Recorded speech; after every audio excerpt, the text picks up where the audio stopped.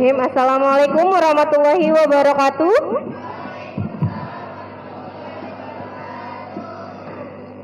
Apa kabar?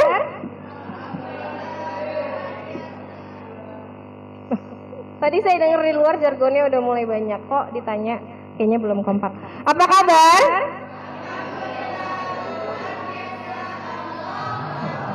Masya Allah. Oke, ini MTS dengan SMA ya? Oke, yang MTS-nya? Oh, yang kuning. Yang MA-nya yang biru. Oke. Oke, seperti tadi yang disampaikan bahwa kami dari Puskesmas Kelurahan Munjul, mungkin yang MA nggak asing ya. Waktu MTS-nya kalau di sini mungkin udah pernah ketemu. Perkenalkan, saya dengan Ibu Anggun. Di sini ada teman-teman saya, ada Ibu Betty, ada Dokter Gigi dia, ada Ibu Eka. Oke, di sini kita akan memberikan sedikit informasi atau materi tentang PHBS. Sebelumnya ada yang tahu tentang PHBS itu apa? Ada yang tahu PHBS apa? Nggak tahu. Oke. Apa sih PHBS? Perilaku hidup bersih dan sehat. Kenapa kita harus melakukan PHBS? Hidup kita sehat. Oke, tujuannya karena dapat menerapkan cara-cara hidup yang memelihara dan meningkatkan kesehatan. Jadi kalau lingkungannya sehat, kira-kira kitanya ikut, kira kita sehat ya. Ini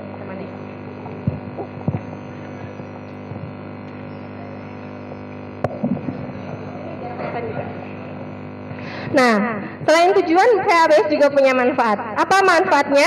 Tadi menciptakan lingkungan yang bersih dan serta meningkatkan proses belajar mengajar para siswa, guru hingga masyarakat lingkungan sekolah menjadi sehat. Kalau kitanya sehat, kira-kira belajarnya makin optimal atau malah nggak semangat? Makin optimal. Kalau kitanya sehat, belajarnya makin konsentrasi. Kalau makannya setiap hari makanan yang gizinya seimbang, tidurnya cukup, lingkungannya bersih, kebersihan dirinya bagus, kira-kira kita makin sehat atau enggak? Makin sehat. Oke, lanjut tuh. Nah, PHBS itu apa aja sih? Nah, apa aja sih ada yang bisa diterapkan di sekolah? Ada berapa? Ada 8. Salah satunya yang sering, cuci tangan pakai sabun, yang sekarang sering didengar, sering dilihat di mana-mana, ya kan? Di restoran, di mall, di masjid, di sekolah, apalagi harus cuci tangan pakai sabun. Terus mengkonsumsi jajanan yang sehat. Yang ketiga, buang air besar, buang air kecil di jamban bersih dan sehat. Yang keempat, olahraga teratur. Yang kelima, memberantas jentik nyamuk. Yang keenam, tidak merokok. Ada yang sudah merokok di sini? Tidak membuang sampah pada tempatnya, menimbang berat badan dan tinggi badan. Oke, jadi ada 8 ya PHBS di sekolah. Lanjut tuh. Nah, mencuci tangan dengan sabun. Kenapa sih kita harus mencuci tangan dengan sabun? Kenapa harus cuci tangan dengan sabun? Kalau pakai air doang boleh nggak? Boleh nggak? Pakai air doang boleh nggak? Harus pakai karena kalau pakai sabun itu nanti kuman dengan virusnya Nah, cuci tangan itu nggak boleh cuma dikucurin air pakai sabun, gesek-gesek, siram. Boleh nggak kayak gitu? Ada langkahnya. Ada berapa langkah? Ada yang bisa contohin 6 langkah cuci tangan? Ayo, ada yang bisa? Berani? Ayo berdiri. Ayo, ada yang berani nggak? Ada yang berani? Ayo, sini. Ayo, sini maju. Oke, yo. maju. Jadi cuci tangan ada 6 langkah. Sabunnya harus pakai sabun apa sih? Sabun mandi boleh? Sabun cuci tangan boleh? Sampo? Sunlight? Sabun batang boleh? Jadi pada dasarnya semua sabun boleh karena bisa membunuh kuman. Tapi yang lebih bagus, yang lebih efektif itu dengan sabun khusus cuci tangan. Tapi kalau misalkan mendesak nggak ada, tangan kotor, kita mau kegiatan yang lain, harus cuci tangan dengan sabun, pakai sabun yang ada nggak apa-apa. Tapi dibilas dengan bersih. Oke, sekarang contoh langkah cuci tangan itu tadi ada berapa? 6. Namanya siapa? Tiwi mau mencontohkan gerakan 6 langkah cuci tangan. Yang pertama apa, Wi? Apa itu? Apa? Menggosok telapak tangan yang pertama. Yang kedua yang kedua punggung tangan. Yang ketiga sela jari dulu. Oke. Yang keempat mengunci atau buku-buku jari. Yang kelima ibu jari memutar kanan dan kiri. Yang keenam ujung-ujung jari memutar kanan dan kiri. Oke, bisa semua? Sekarang angkat tangannya semua. Yuk. 6 langkah cuci tangan bareng-bareng. Ayo diangkat tangannya semua. Yang pertama, gosok telapak tangan. Yang kedua, punggung tangan. Punggung tangan gimana gosoknya punggung tangan? Oke, kanan dan kiri jangan lupa. Yang ketiga, sela-sela jari. Harus sampai ya sela jarinya karena di sini nanti banyak kotoran. Apalagi kalau habis olahraga main bola banyak tanah nih yang nyangkut di sini biasanya. Yang keempat, mengunci atau buku jari. Oke, yang kelima, ibu jari, jempol memutar kanan dan kiri. Oke. Yang keenam, ujung-ujung kuku nih. Ayo, kukunya ada yang panjang nggak? Nah, kukunya nggak boleh panjang ya. Oke, jadi dibersihkan juga ujung-ujung jarinya memutar ke telapak tangan kanan dan kiri. Paham ya? Terima kasih Tiwi. Oke, lanjut. Selanjutnya mengkonsumsi jajanan sehat di kantin sekolah. Nah, ada yang suka jajan. Apa jajanan kesukaannya? Cireng, cimol, gorengan, cilor, cilok, seblak. Oke, banyak ya jajanannya. Tapi kira-kira itu termasuk jajanan yang sehat nggak ya? Nah, jajanan yang sehat itu salah satunya mengkonsumsi membeli jajanan yang bersih, tertutup. Kalau beli gorengan boleh, asalkan tertutup. Kenapa sih harus ditutup? Biar nggak kena debu, biar nggak dihinggapi lalat. Terus juga makanannya yang sehat harus mengandung karbohidrat, protein, lemak, mineral, dan vitamin. Terus makanan seimbang juga akan menjamin tubuh yang sehat.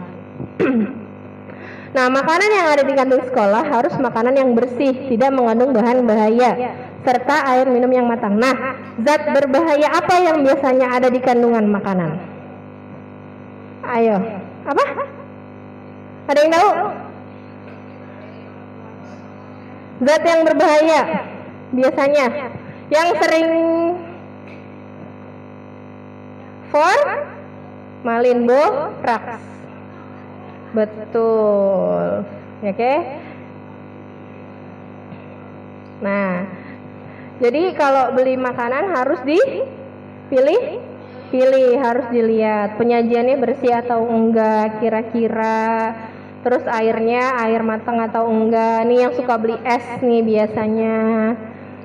Terus yang suka beli jajan-jajanan, fast food, junk food. Nah, lihat ada nggak formalinnya atau boraksnya. Biasanya nanti kalau kantin sekolah diinspeksi dengan Ibu Eka. Nanti dilihat, dites makanannya mengandung boraks atau dengan formalin atau tidak. Kalau misalkan enggak, nanti berarti itu boleh, aman.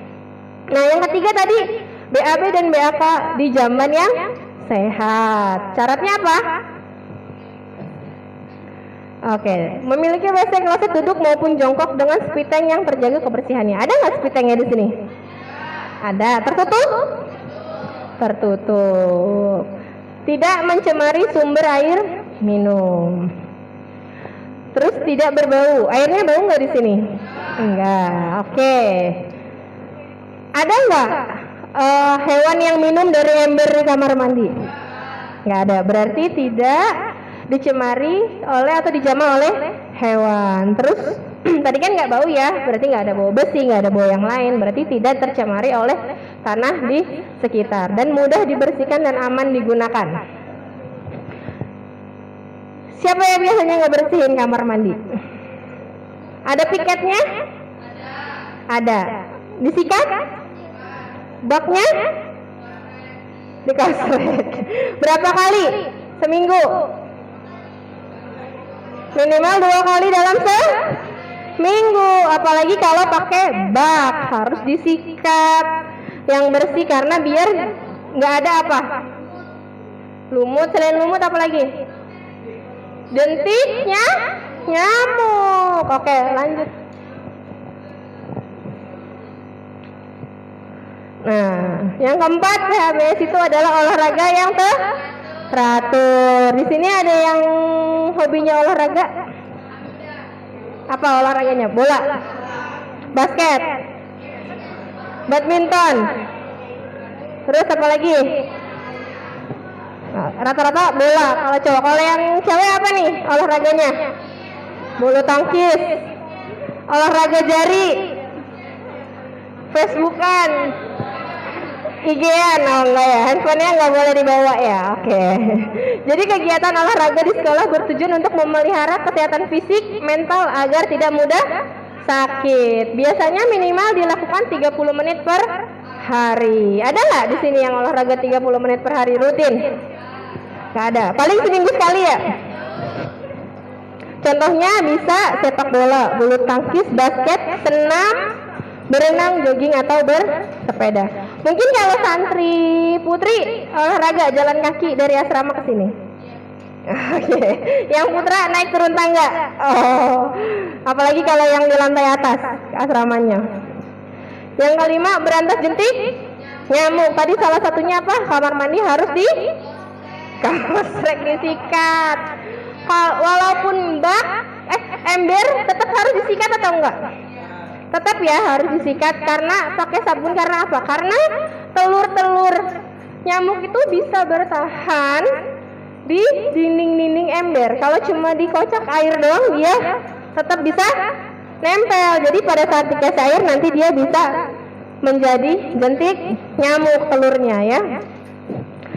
Nah, pasang kasa nyamuk di pintu atau jendela. Oke. Pakai anti nyamuk, terutama di kolong meja disemprot. Ada nggak nih yang suka buang sampahnya masih di kolong meja? Nah, yang cowok habis sholat sarungnya ditaruh di kolong meja. Yang perempuan mukenahnya ditaruh di kolong meja. Nah, itu bisa jadi sarang nyamuk. Terus juga salah satunya gimana? Pakai lotion anti nyamuk. Terus kamarnya dibiarkan terbuka jendelanya kalau siang hari supaya cahaya masuk. Jadi nyamuknya dia nggak betah di dalam kamar. Terus bersihkan rutin. Jangan ada baju yang menggantung nih biasanya. Kalau habis kan waktunya biasanya mepet nih. Habis sekolah langsung ada misalkan ngaji, mandi, langsung baju dilempar ke sana, dilempar ke sini. Ada nggak yang kayak gitu? Digantung di kasur, digantung di belakang pintu. Nah, kalau sudah tidak terpakai dicuci. Kalau masih dipakai dilipat, jangan menggantung karena bisa menjadi sarangnya nyamuk. Ada jumantiknya nggak di sini? Nah, nanti bisa dibentuk kader jumantik cilik atau dari kader kesehatan remajanya nanti yang bisa mantau. Tidak merokok. Ayo, ada yang sudah merokok? Ada yang tunjuk tangannya di samping begini? Oke, jadi say not to smoke. Oke, nggak boleh ya, karena banyak zat yang berbahaya. Lanjut tuh. Nah, buang sampah pada tempatnya. Tadi yang suka buang sampah di kolong meja siapa? Nah, tuh akibatnya kalau nggak buang sampah pada tempatnya apa? Banyak ada hewan yang bisa terpancing masuk. Biasanya apa? Nyamuk, semut. Kalau yang bekas makanan basah bisa ada uletnya, ya kan? Bisa ngundang tikus juga. Nah, ini lalat dia bahaya nggak? Kenapa? Bisa penyakit apa? Diare. Ya, oke.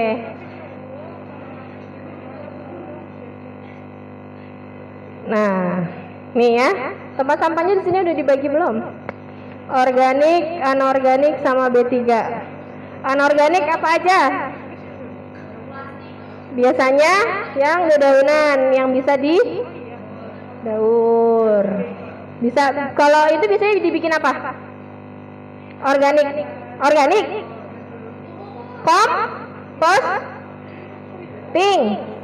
Kompost, pupuk kompos. Nah, kalau yang anorganik yang bisa bisa. Kalau B3 tuh yang berbahaya ya, kayak botol bekas kaca, lampu yang udah putus, buangnya nggak boleh main lempar sembarangan, nggak boleh main lempar disatuin sama yang daun-daunan karena bahaya. Yang terakhir, menimbang berat badan dan mengukur tinggi badan. Di sini dilakukan screening kesehatan rutin nggak? Rutin nggak?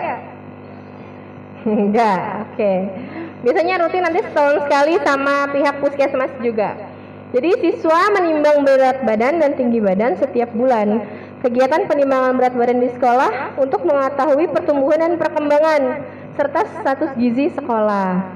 Juga dilakukan, ada nggak nih yang deteksi dini yang kurang gizi? Ada nggak nih temennya yang kurang gizi?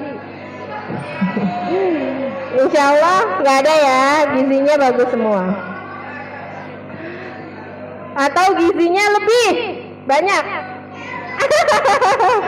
Oke, nggak apa-apa. Jadi nanti terdeteksi apa sih yang harus dilakukan kalau gizinya kurang kira-kira. Kalau gizinya lebih harus apa. Jadi memang apalagi di masa-masa pertumbuhan adik-adik semua itu memang harus dipantau, harus dilihat, terutama yang remaja putri yang baru menstruasi. Nah, ada perubahan juga. Perubahan apa? Biasanya pada anemia. Kenapa? Karena menstruasi mengeluarkan darah yang banyak, asupan gizi tidak cukup, jadi kadar hemoglobinnya menurun, jadinya anemia, sering ngantuk di kelas, konsentrasinya nggak fokus, lemes, gitu, sering pusing. Apa sih yang harus dilakukan? Minum tablet tambah darah rutin minimal seminggu 1 kali. Kalau untuk yang putra nggak perlu, karena yang putra tidak menstruasi dan tidak melahirkan. Oke, jadi kalau misalkan kira-kira lagi menstruasi pusing, minum tablet, makan tablet tambah darah minimal seminggu sekali. Kalau pada remaja yang sudah menstruasi.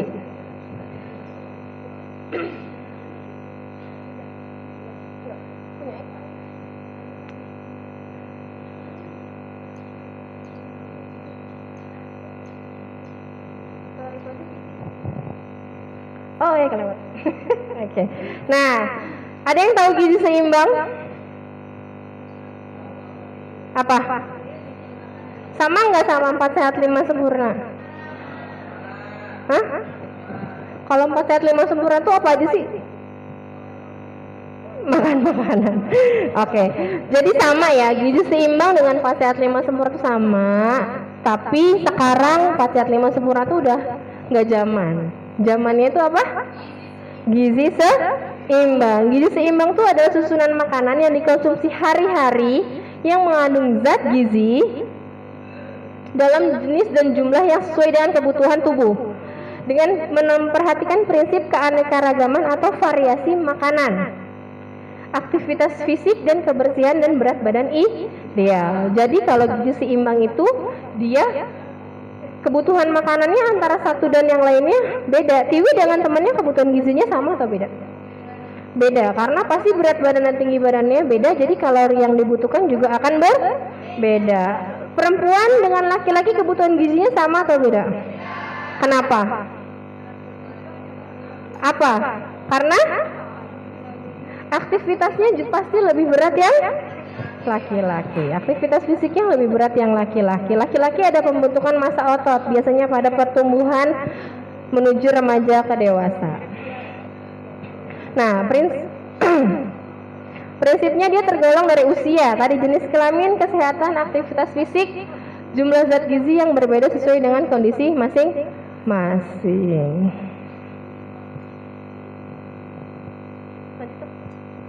Nah, ini tadi perbedaannya, kan? Kalau 4 sehat 5 sempurna itu dia cuma isinya apa sih? Yang penting ada nasi, lauk pauk, protein, sayur, buah sama susu. Mau jumlahnya seberapapun, yang penting 5 itu ada.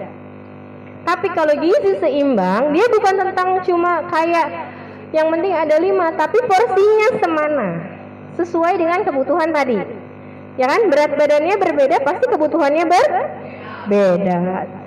Terus jenis kelaminnya beda, pasti kebutuhannya usianya berbeda, pasti kebutuhannya berbeda. Lansia dengan anak sekolah pasti lebih banyak yang anak sekolah karena aktivitasnya banyak gitu.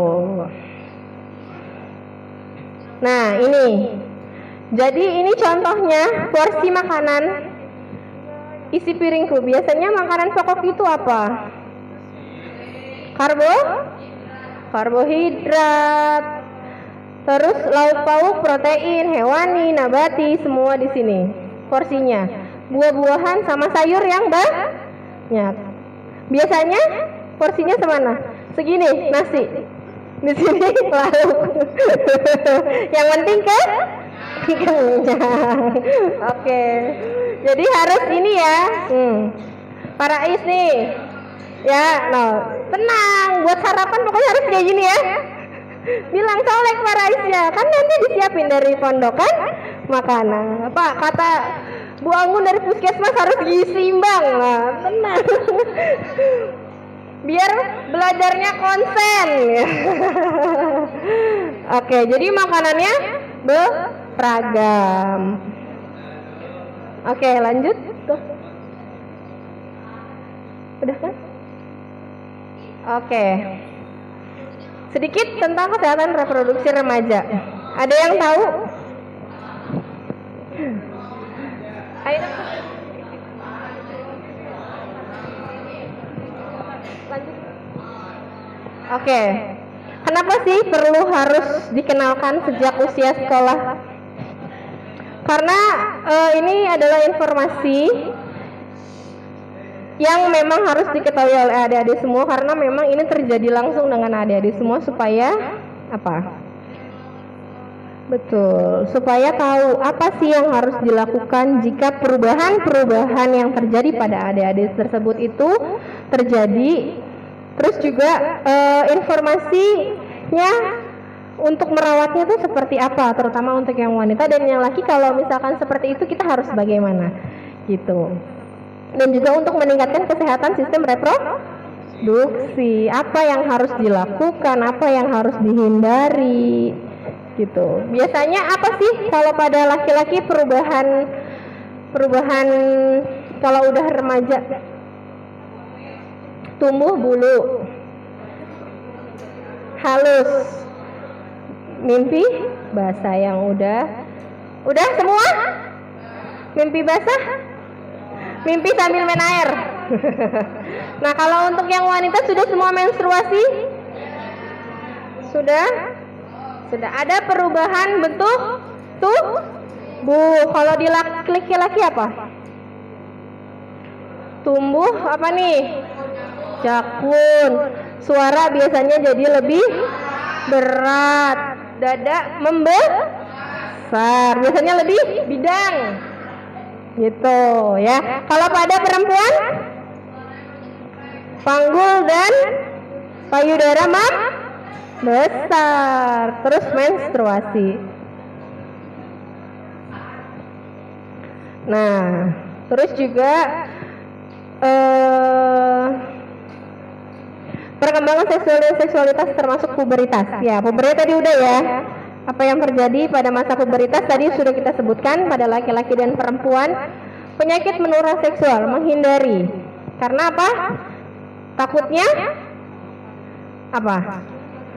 Takutnya adanya kehamilan yang tidak diharapkan, kehamilan yang beresiko atau kehamilan yang belum seharusnya. Insya Allah di sini enggak ya. Kan merokok aja enggak kan? Kelas dipisah ya Pak? Bisa. Lanjut. Oke, ini tadi ya. Apa sih yang terjadi pada remaja laki-laki tadi udah ya? Nah, biasanya suara berubah menjadi berat, mimpi basah tadi udah, pundak dan dada melebar. Kalau yang suka olahraga jadi suka ada ototnya. Biasanya keluar perubahan hormon, biasanya minyak yang berlebihan, bahkan sampai bisa tumbuh jerawat. Tumbuh rambut-rambut halus di mana? Di ketiak, di kumis, di wajah.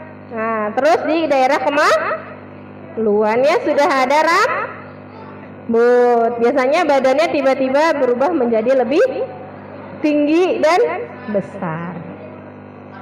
Lanjut.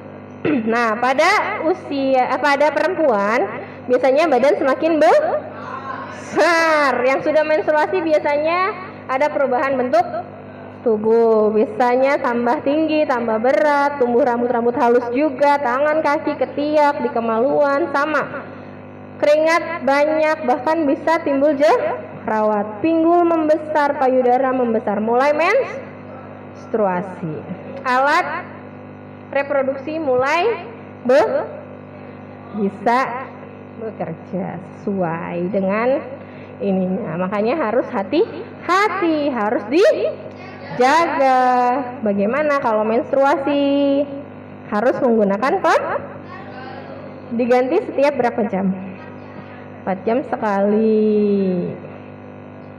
Terus juga kalau habis membersihkan harus dikeringkan. Kalau nyeri menstruasi, ada yang suka nyeri menstruasi? Normal nggak kalau nyeri menstruasi? Normal kalau masih bisa dibawa aktivitas. Kalau misalkan berlebihan itu bisa dikonsulkan ke dokter. Pada laki-laki, nah yang udah mimpi basah, gimana cara menjaga alat reproduksinya? Tidak boleh menggunakan celana yang terlalu ketat, ya. Nah, ini hanya untuk pengetahuan ya. Gak boleh berpikiran yang ini untuk pengetahuan. Nah, jadi biasanya pada wanita kalau di biologi kan ada tuh yang gambarnya seperti dua tangan. Namanya ovarium di sini. Jadi alat reproduksinya itu sampai ke sini. Nih yang ada dua. Ada sel telur dengan nanti di biologi mungkin akan belajar sistem reproduksi. Nah, itu sistem reproduksi ada sel telur kanan dan kiri dan ovariumnya sama uterus sampai ke vagina. Nah, kalau yang laki-laki itu ada penis dan testis. Tahu nggak? Penis itu yang panjang, testis itu yang bulat ada ya. Itu Ada di atasnya nanti ada prostat. Nah, biasanya pada laki-laki kalau hati-hati pada prostatnya juga kalau mengangkat beban yang berat. Kalau ditekan ke perut terus-menerus bisa nanti dia keluar dari jalurnya. Tahu turun, Bro? Nah, hati-hati ya. Harus benar-benar terus juga di kalau habis buang air kecil juga tetap harus dibersihkan. Ya. Oke, lanjut. Oke. Nggak usah, langsung gigi aja dong. Oke, mungkin itu sekilas. Pokoknya ini hanya sekedar informasi, nggak boleh berpikiran yang ya harus tahu, harus mengenali.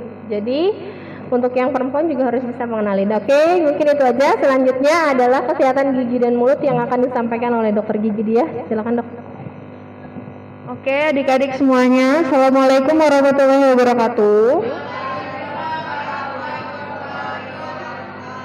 Oke, sebelumnya ada yang pernah punya masalah dengan giginya? Ada yang pernah sakit gigi? Pernah, atau gusinya mudah berdarah? Pas sikat gigi? Oke. Jadi gini adik-adik. Jadi ada nggak yang pernah waktu lagi tidur terus kebangun karena sakit gigi? Pernah. Oke, sekarang kita pelajari dulu ya, kenapa gigi itu bisa sakit. Sebenarnya ada apa sih di gigi itu yang ngebuat kita ketika kita tidur kebangun karena sakit gigi? Oke, jadi yang pertama ini ada struktur gigi, ya. Struktur gigi ini ada banyak. Kalau secara penglihatan kasat mata atau dari cermin, ya, ini bagian yang terlihat. Tapi kalau misalnya kalau gigi itu dibelah menjadi dua bagian, ya, ini ada beberapa struktur. Yang pertama ada enamel, ya. Ada yang kedua ada dentin. Kalau misalnya lubangnya tambah dalam, ada yang namanya dentin. Ya, kalau misalnya tambah dalam lagi, ya, yang suka kalau misalnya lagi tidur sakit atau kalau misalnya lagi beraktivitas tiba-tiba sakit gigi, ya, ini namanya kariesnya sudah menyampai ruang pulpa atau pulp cavity, ya. Nah, kenapa bisa sakit? Karena di dalam sini, ya, ini ada saraf sama pembuluh darah, sehingga ketika gigi itu berlubang suka ada respon sakit, ya. Nah, proses terjadinya gigi berlubang, ya. Jadi ketika adik-adik semua sikat gigi, ya, 2 menit setelah adik-adik sikat gigi itu sudah ada yang namanya plak gigi. Nah, jadi setelah itu plak itu merupakan bagian dari gigi atau noda yang tidak akan pernah bisa hilang dari gigi. Bisa dilihat, tapi ada bahan khususnya untuk melihat plak, ya. Terus habis itu setelah plak itu menempel, adik-adik makan. Ya, makan. Nah, sisa dari makanan itu kan berarti sisa-sisa makanan itu kan mengandung asam, ya kan?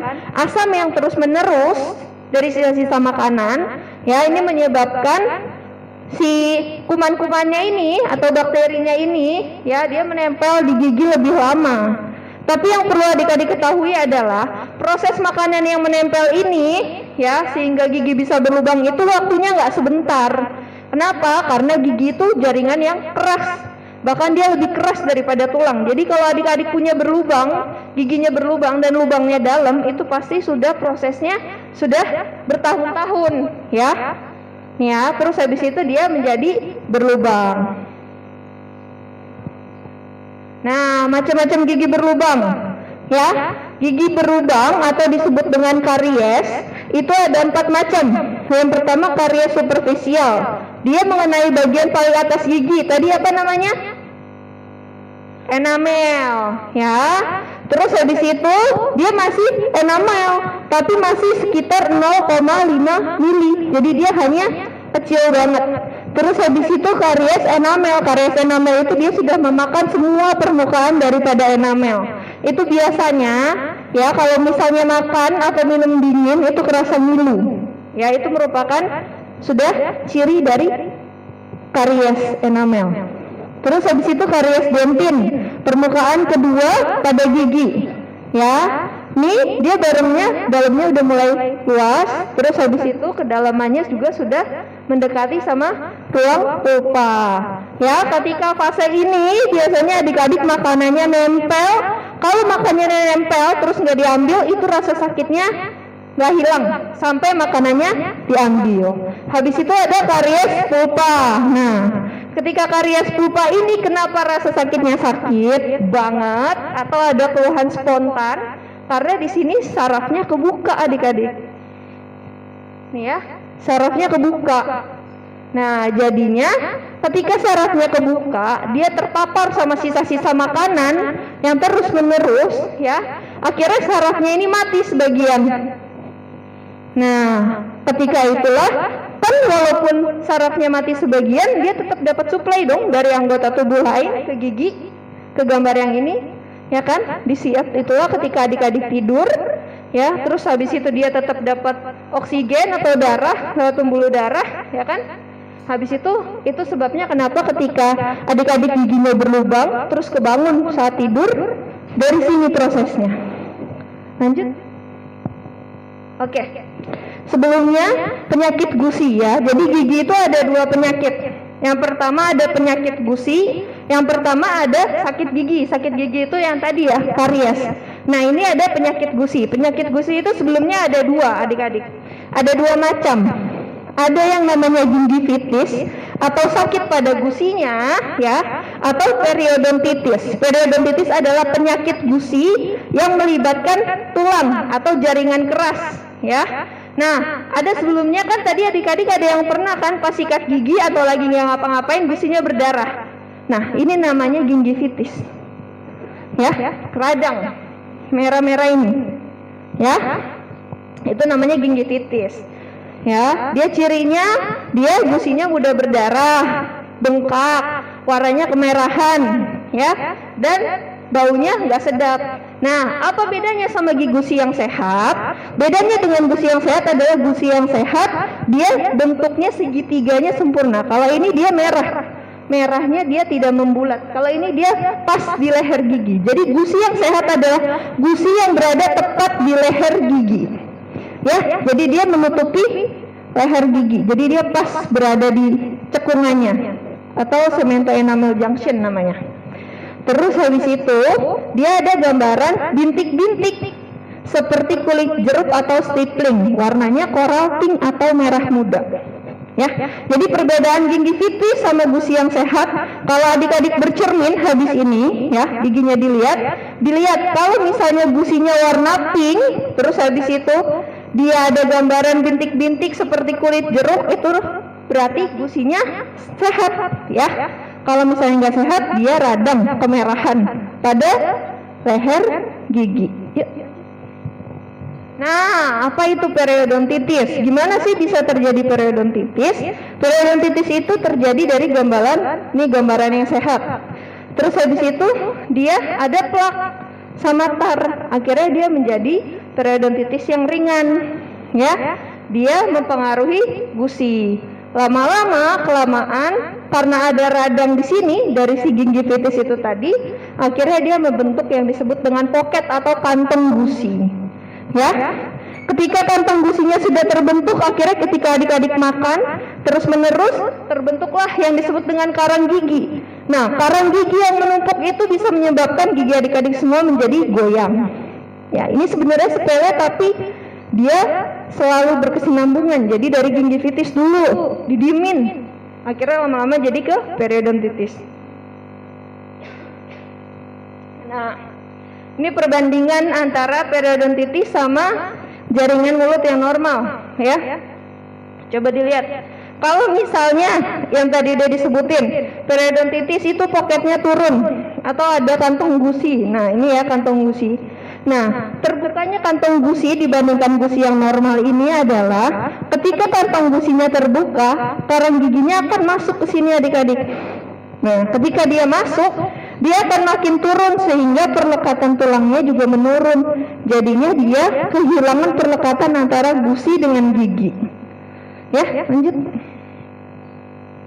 Nah, jadi cara mencegah penyakit gusi ada apa aja? Yang pertama, kontrol rutin ke dokter gigi 6 bulan sekali. Terus habis itu menggunakan benang gigi. Ada yang udah pernah pakai benang gigi atau dental floss?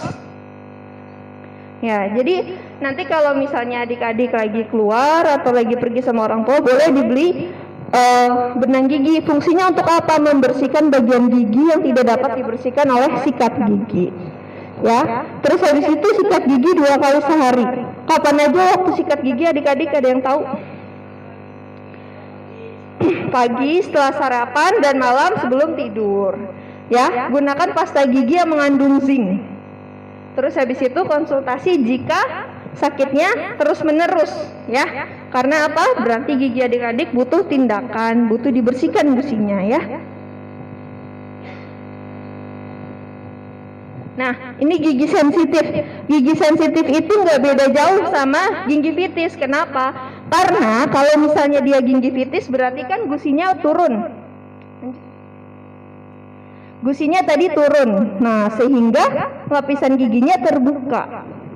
Jadi dia ada respon sensitif. Nah, sensitifnya terhadap apa aja sih? Sensitifnya itu terhadap makanan atau minuman panas, dingin, dan asam. Jadi kalau makan minum asam manis dan asam itu dia bisa memberikan respon ngilu pada giginya. Gimana dia bisa sensitif, ya? Jadi ketika adik-adik cara menyikat giginya yang salah atau ada gingivitis, ya, itu pasti akan ada ngilu atau ada respon sensitif terhadap rasa atau makanan atau minuman yang asam, pedas, dingin sama panas.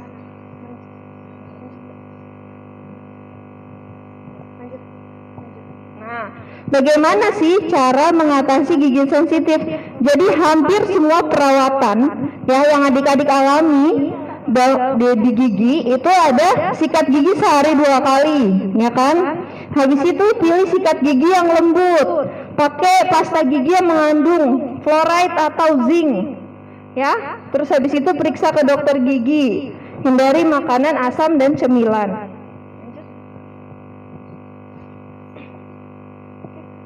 Nah, jadi adik-adik sebelumnya ini ada yang udah umurnya 18 tahun?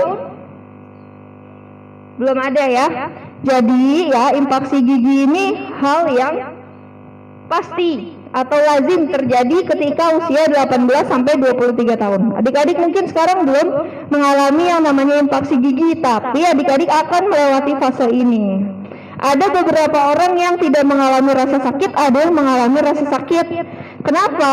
Karena tergantung dari si giginya, ya. Dia akan tumbuh seperti yang di sisi sebelah sana, gitu. Jadi itu terjadi karena kurangnya tempat atau dia tumbuh di dalam, ya kan?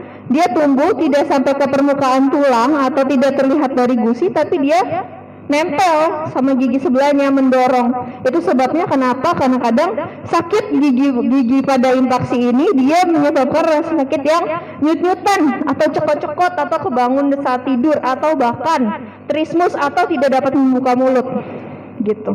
Atau kelenjar di sebelah sininya nih di bawah leher ini membesar, gitu, ya. Lanjut.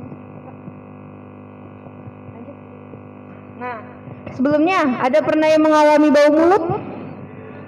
Oke, jadi bau mulut itu bisa disebabkan karena yang pertama giginya berlubang, yang kedua ada penyakit gusi, yang ketiga karena makan makanan yang mengandung bau. Ada adik-adik yang tahu makanan yang bisa membuat mulutnya bau?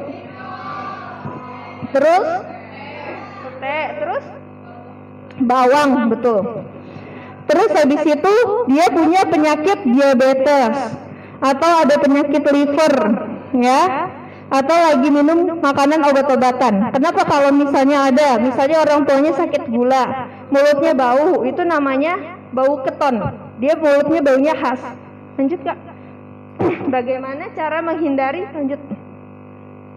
Cara menghindari bau mulut. Nah, tetap aja semua adik-adik kita sama, sikat gigi 2 kali sehari. Konsumsi air itu dapat mengurangi atau menghindari dari bau mulut. Rutin ke dokter gigi 6 bulan sekali, ya. Mau ada keluhan, nggak ada keluhan, datang ke dokter gigi. Kenapa?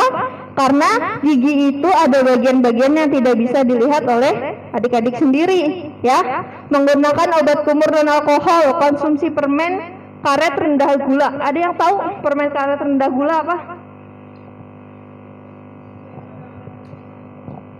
permen karet xilitol, adik-adik itu permen karet rendah gula. Ya, makan makanan yang bergizi, sikat gigi 2 kali sehari gitu. Jadi intinya ya, untuk menghindari penyakit gusi, penyakit gigi itu adik-adik yang pertama, makan makanan yang tinggi serat dan kaya akan air. Kenapa? Karena ketika adik-adik makan makanan tersebut ya, membantu membersihkan dari sisa-sisa makanan itu tadi. Jadi makanan yang mengandung serat itu membantu air liur untuk membersihkan gigi ya. Sama konsumsi air minum yang rutin ya, sehari misalnya dari berat badannya 2 liter. Nah, itu harus rutin. Terus habis itu jangan lupa menggosok lidah. Kenapa lidah harus disikat? Karena ketika adik-adik makan, terus sisa-sisa makanan yang menempel pada lidah itu bisa menempel dan lama-lama akan menjadi jamur. Jadi ketika adik-adik bercermin, terus di lidahnya ada putih-putih, nah itu disebut dengan jamur. Jadi kalau misalnya menghindarinya gimana? Ketika sikat gigi, lidahnya harus disikat. Yuk lanjut. Nah, cara menyikat gigi ya. Jadi yang pertama, pilih apa tadi? Pilih pasta gigi yang mengandung fluoride atau mengandung zinc ya.